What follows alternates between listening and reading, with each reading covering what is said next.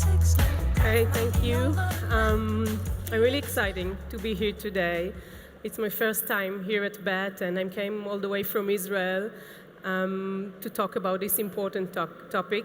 I'm sorry, I guess you hear my accent. Sorry if I have any English mistakes. And we are here at Bett. It's a conference about education and technology, and many of we know the importance of technology. It makes the lesson much more interesting, the student much more involved. But for students with disabilities, sometimes technology is the only way to participate in the classroom, in other activities in school, and really to learn. And I'm talking about any kind of disability. It could be learning disability, physical, motor problem, autism, vision hearing impairment, and more. And I would like to introduce you to Nitzan. Nitzan, he's 10 years old. He's a student in our school. And he is a very curious and smart boy. He has a rare genetic syndrome.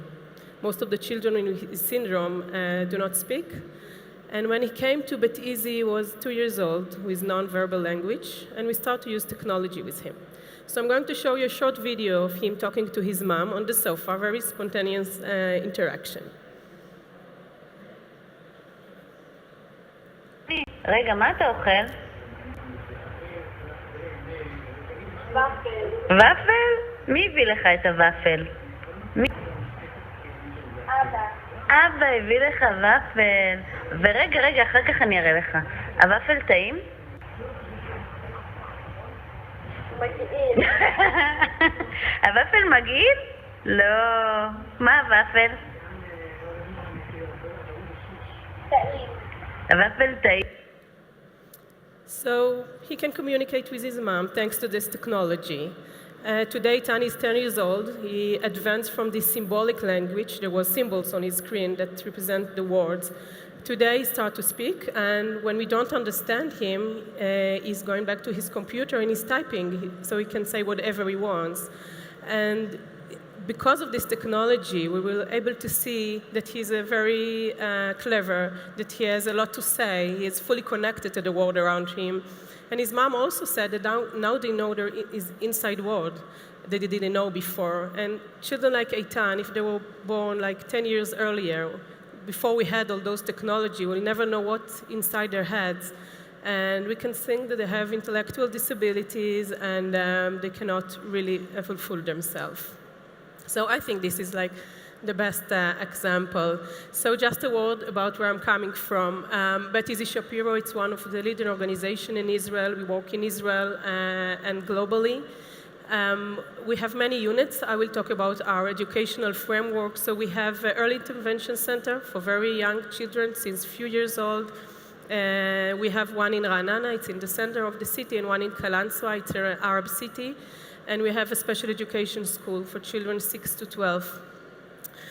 Most of my time I'm on the technology center, so we have a center to work with assistive technology, and we work there a lot about implementation, which is a word that you're going to hear a lot about in this lecture.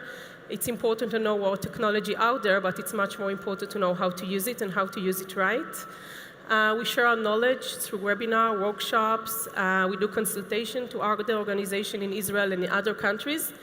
And we work with developers, and I will talk about it later. And in this picture, you can see another student, Matan, playing Taki. Taki, it's the Israeli version of Uno. And he's also using communication board, but also low-tech solution, a card holder. And he can communicate with his friend while they're playing, and it's, again, the participation in the social environment. We have a blog. Please visit our blog. You can sign up and get all the info to your email. So we share our experience from the field, a lot of tips. We have links of recommended apps by categories, so you can see with links to the stores. And we really work a lot about this blog. It's in 3 languages, Hebrew, English, and Arabic. And what is our vision? Well, we're living in a world where our role is a little changing, the role of the teacher, of the therapist, even us as parents, from the medical model where the doctor knows everything to this approach where the student is much more in the center. We work together, and we're talking a lot about inclusion. Every year, more and more children are integrated to the mainstream school. And I want to emphasize the part of the technology here, because the technology fits exactly to this agenda that you can modify and adjust the learning material so everybody could be equal. And you know the diversity as an asset, everyone is winning. And of course, we want to promote participation. We're not here to fix anyone, and we all want to emphasize the ability and not the disability. And there are great advanced technology out there. We see it all over in the exhibition, the VR, the robots, the Sphere is great, and we use it. They are great for children with disability. But I'm going to talk about the mainstream technology. It's important to remember, and we talk about it all the time in the assistive technology field, how important to use mainstream technology. And I'm talking about the iPad, of course. The iPad has great features inside, like it's easy to use, the immediate feedback. It's great for children with disability. There are great accessibility features. But more than that, it's normative. It's age-appropriate. The child doesn't feel different when he uses it. And also, the smart home is great for people with disability, and also Xbox or PlayStation. And I use this example because I work with a child with motor disability, and he's a lot stay at home, and he's play the PlayStation with his friend because you can play with your peers who are not in the same house. So it's great also for children with disability. It's a social game. So I just want to mention, because I talk about the Xbox, that Microsoft developed this great adaptive controller which is accessible. So everyone can play the Xbox, and it looks so great. We're so excited that they did it. I think it's great. And I hope you know this term, the UDL. It's about Universal Design for Learning. If not, there's a lot of info on the website. And we're talking here about the diversity. There is a diversity in the classroom. Even if you don't have children with disability, like they don't eat the same way or wear the same clothes, they don't learn in the same way. So you have to think about three things. Engagement, which means you want to engage them, make it interesting for them. Second is the representation, the way you represent your materials in a most accessible way, and the action expression, the way they express themselves. And I'm going to use those terms during my examples. And of course, we have challenges. Technology costs money, it's broke. In countries like mine, which English is not the first language, many things are in English. And also, there is a gap between the need for assistive technology in the field and the knowledge out there. There are not enough professionals, and we need to be updated all the time because technology is changing. But even more important than technology itself is what we do with it. And this is exactly the implementation. We have to be responsible about using the screens. We don't want our children to be just with the screen all the time. We have to talk about the type of the assistant, interaction with others, how you use it in different environments, and what is the frequency of use. And I would like to show you a few examples.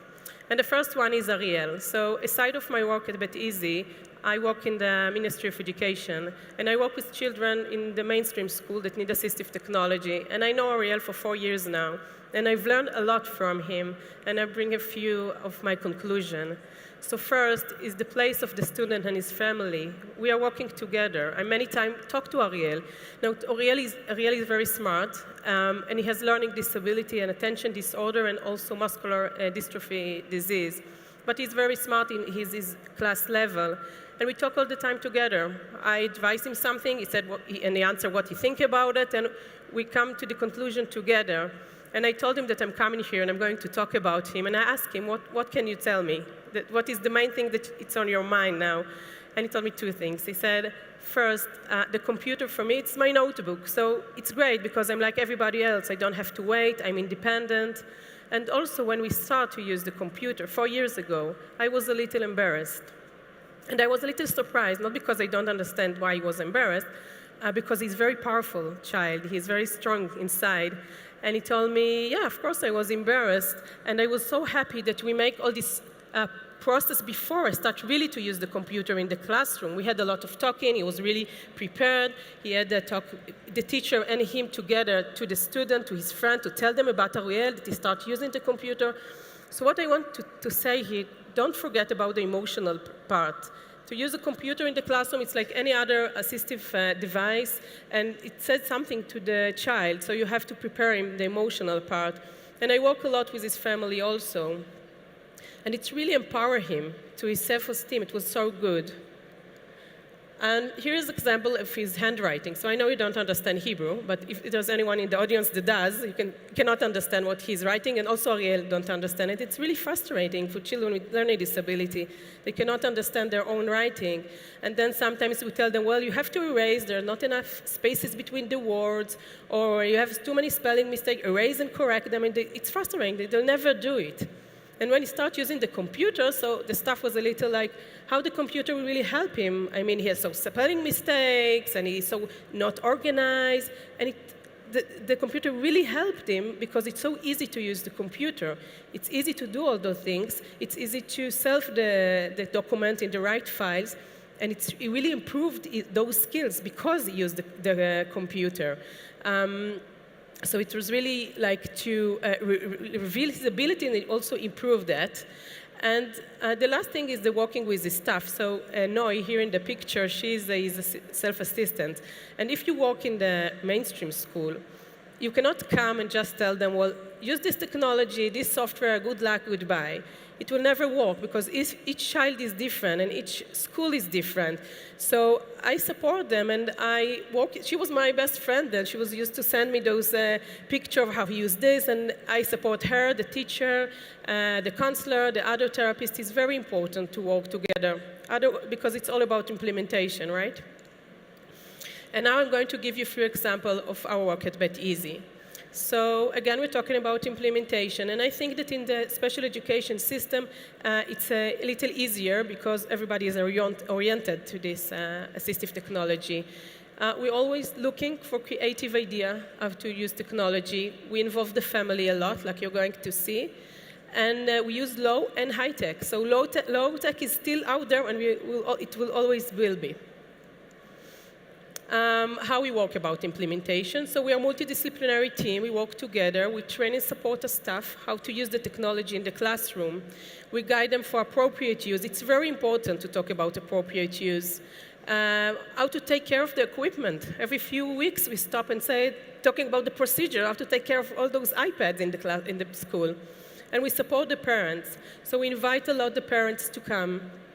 Every month we write a technology corner.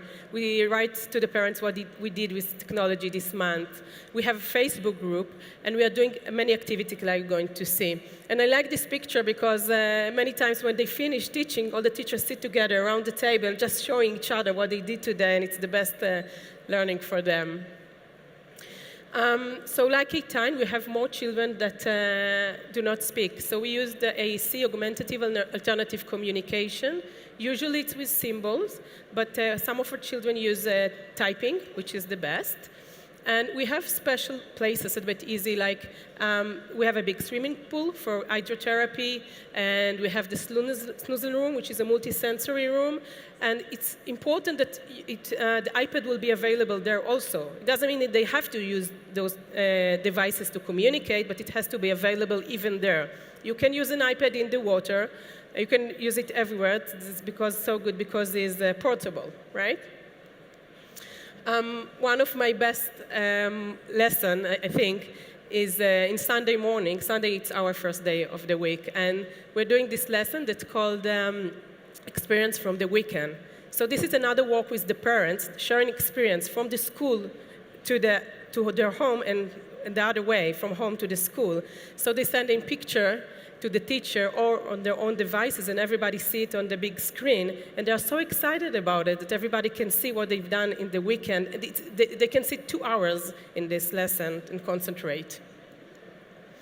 Now, for education, we use text, in school. So we do it in many ways, but this example, we have this teacher, Vanessa, and she's making the lesson current event. Not the heavy stuff that we are unfortunately have in Israel, more like those interesting stuff, like the hippo that ran away from the zoo and many funny stuff like that. So it's with symbols, like you saw before. We use the simple sticks. always, this is like the real things, what happened. He really ran away from the zoo. He came back, don't worry. And she showed them after the text, the real video, what happened. And it looks usually like that in the classroom. So it's on the big screen and also on their own devices.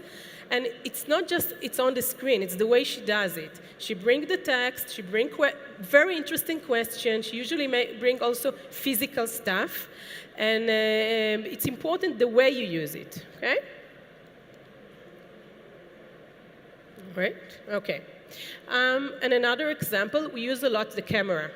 So for example, the student walked around at Beit Issie and took picture of objects that start with the letter B. So here you see one child walking around with the iPad in his hand, while his friend is in a wheelchair using external switch to use the camera on the iPad, which is very easy to use. And then they go back to the classroom and use it for activity that they just make. So this is exactly the representation. And because we don't have enough prepared material, like in the mainstream education, we have to make our own. So create our own material. We usually do it with open platform apps like TinyTap or JTap.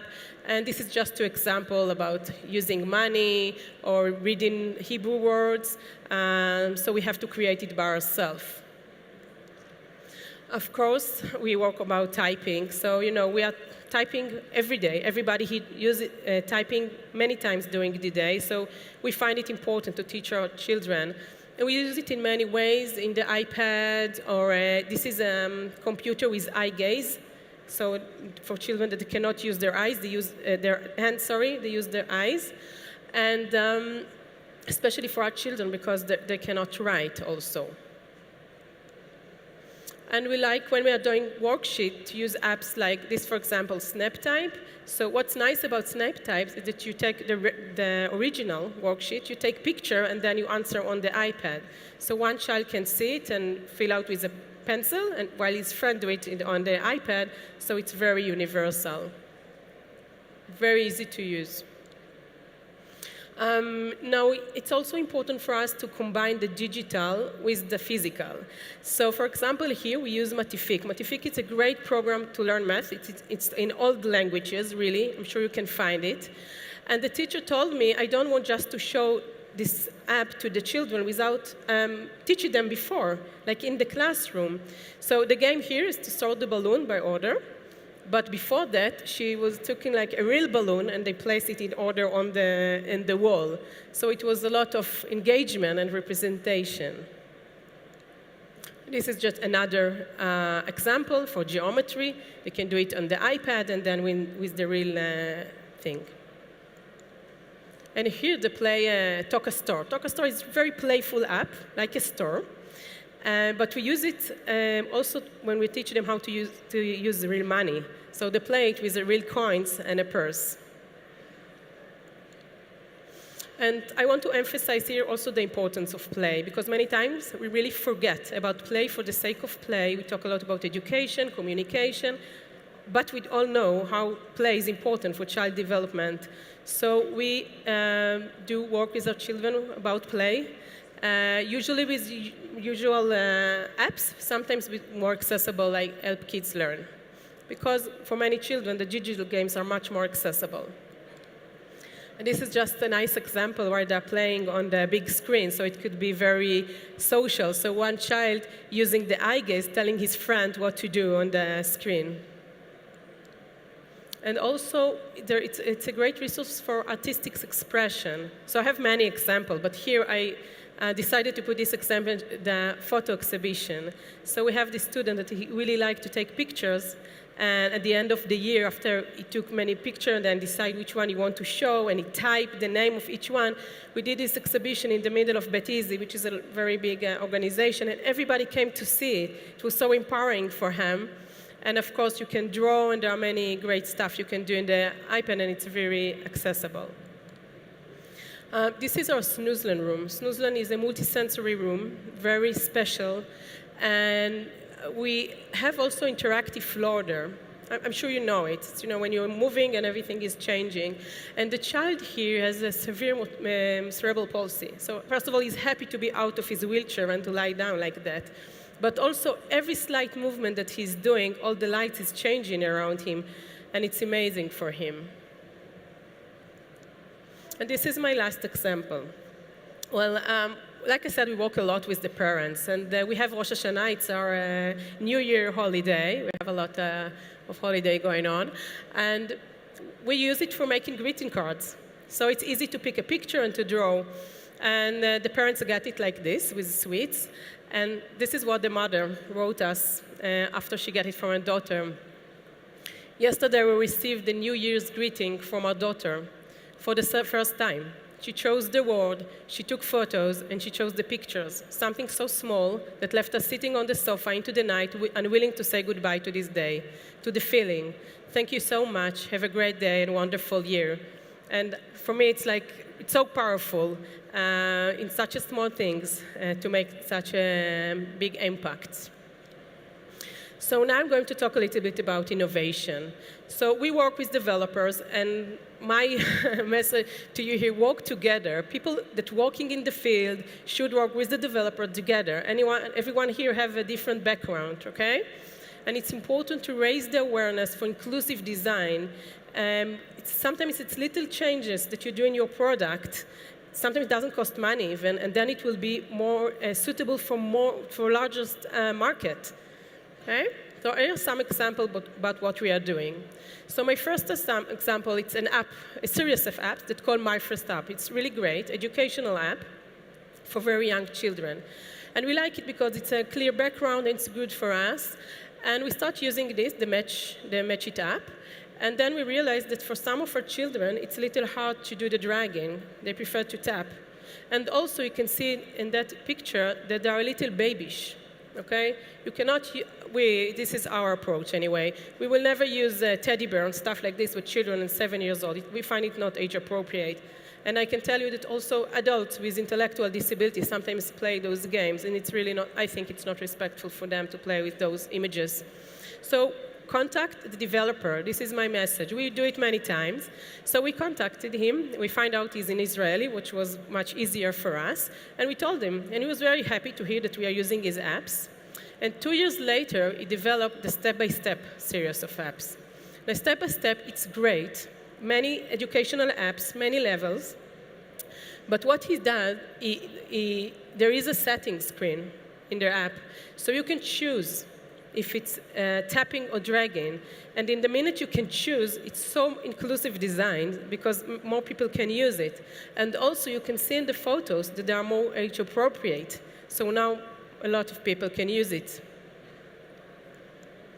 Another example is a workshop that we did with Google the last few years. We're doing training program for app developers, like mainstream app, like Waze, Get Taxi, Move It. And they come, hear lecture about inclusive design, and then they sat with people with disability and get feedback from them about their apps. And they made some changes, which was great. So we have this document. If you find it interesting, you can find it on our website. So we write, there is few highlights for inclusive design, for the motor aspect, auditory, and also things like the content. For example, I'm telling every time to developers, try to use characters with disability in your games. Think about how empowering it's for a child in a wheelchair to see a character in a wheelchair.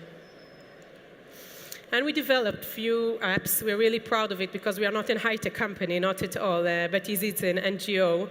And here are a few examples. So first of all, 4 of our apps we developed with SAP in Israel. They're located near Beit Issie, so it's easy. And we called it the Easy Apps. So we're happy to have a brand. The first one is a keyboard. So this is the regular keyboard that you all know from the iPad. And the first time I saw it, I immediately thought about the physical keyboard that we used to put stamps on to make the typing much more easier for our children. Of course, you cannot put stamps on the screen of the iPad. So we developed the Easy Board. Now, all of our apps are free, and you can download it. And it's a virtual keyboard that you can decide the way it's going to look like. So it's just the way you want it to see. And also you can just highlight few letters, like the vowels. And also you can just pick a few letters that will appear And why? Because for many students, the beginning, to have too many letters on the keyboard, it's too much. And I think it's very unique. And like you see here, we use it a lot at Beit Issie. Sometimes you just put the letters that they need for the word that they are learning or their name. So we have many examples that the children, for the first time, typing their name. And it's located in the same place of the keyboard. The other example there, it's a child that I'm working with, and he has a vision impairment, and this is the keyboard that he designed for himself.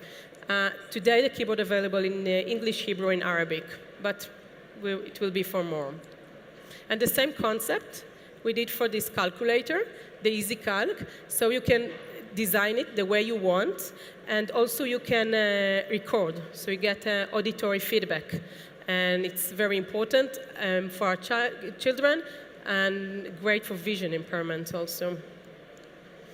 We develop also to Easy Dice. Now, there are many dice apps out there, but we didn't find anything that it's accessible enough for us. So it's another example of apps that really come from needs from the field. And we developed the Easy Dice, so you have few features that you can set. And also you can make it customized. You can put whatever picture that you want. So it's a great tool to make activity in the classroom. The same concept, we make the dreidel. Now we have Hanukkah, another holiday, and we have the dreidel that you're supposed to spin. But we didn't want to use the Easy Dice because the dreidel look like that. So we make it with a Carmel 6000. It's a very interesting organization. Again, they volunteered for us. So you have a virtual dreidel, and they play it with the smartphone, they play it with the big screen, and they were so happy because they can play like the dreidel. Everyone should play with the dreidel, right? It's a cultural thing in Israel. And my last example is the Easy Sign. The Easy Sign is kind of dictionary for learning the sign language, and it includes everything, the spoken language, written words, symbols. You choose the category and then the word you want to learn, and then you see the video. Now it's great. My own kids love it because, it's like a dancing, and they love to do it. And if everyone finds it interesting, we can help you develop it in your own language because, each language has a different sign language. So I'd like to summarize and say that for people without disability, technology makes things easier, right? We use technology all the time. But for people with disability, technology makes things possible. I'd like to say toda, thank you. And if everyone wants to contact us, you can find Beit Issie Shapiro easily in the website and contact us. Thank you.